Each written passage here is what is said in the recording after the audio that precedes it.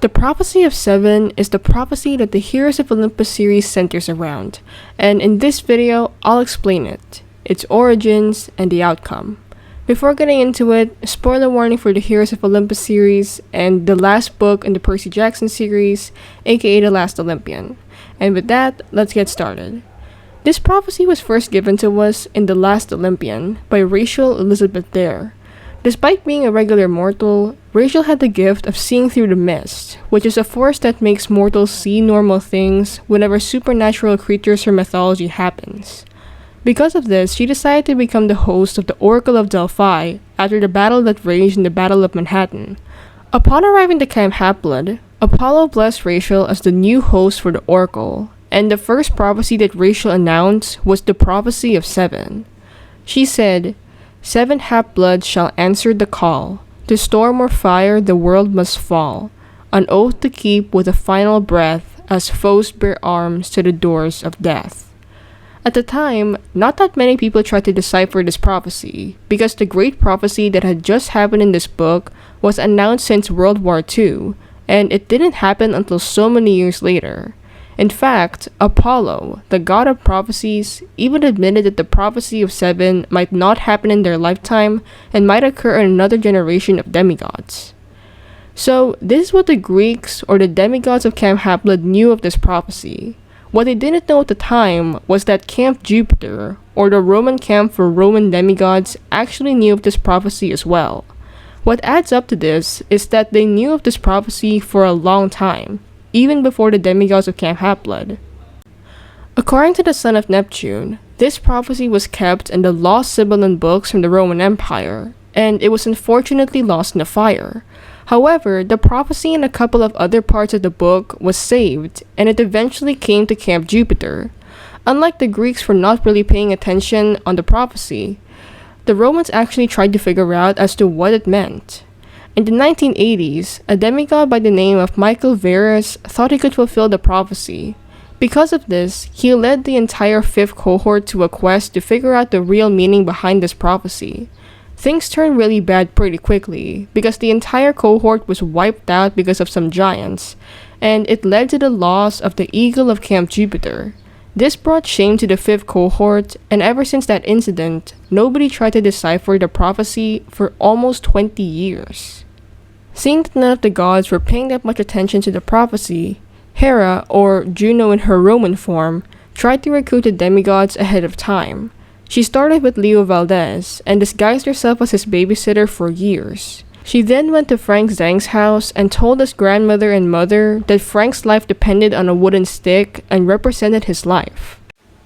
Hera then went to Jason's family. According to Thalia, she lost her brother when she and her mother were in a park for a picnic, and she went to the car to get the basket. When she turned around, Jason was gone, and her mother was crying. It's later revealed that Jason was taken by Hera and trained by Lupa, aka the Wolf Goddess. Hera did this to make Jason qualify and get into Camp Jupiter. After Jason completed his training in Camp Jupiter, he was already a praetor and he had fought the Titan Creus single-handedly while the Greeks were busy in Manhattan. Hera sent him to the wilderness school along with Piper and Leo. At the same time, Hera kidnapped Percy Jackson and sent him to Camp Jupiter. This way, Hera placed a Roman demigod to the Greeks and a Greek demigod to the Romans. She did this to alert the two camps of each other's existence and make a way to unite the two of them against Gaia. So, let's go over the demigods. Percy Jackson, Annabeth Chase, Jason Grace, Leo Valdez, Piper Mclean, Hazel Levesque, and Frank Zhang. They're the 7 demigods, and now let's unravel the prophecy line by line. First, 7 half-bloods shall answer the call. This obviously refers to the 7 demigods I just mentioned earlier. Second, to storm or fire the world must fall. This is talking about either Jason or Leo. Jason with his storm powers, and Leo with his fire ability. The world in the prophecy is Gaia. It ends up becoming both Jason and Leo, because in the Blood of Olympus, Jason used his storm powers to push Gaia back, but Leo drove Festus into Gaia with his fire powers, which actually killed him, but Leo came back to life because of the physician's cure he took from Asclepius. And then, an oath to keep with a final breath. This refers to Leo's promise to Calypso that he'd come back to Ogygia for her. Leo and Calypso met, fell in love, and Leo was told that he could never find Calypso's island a second time.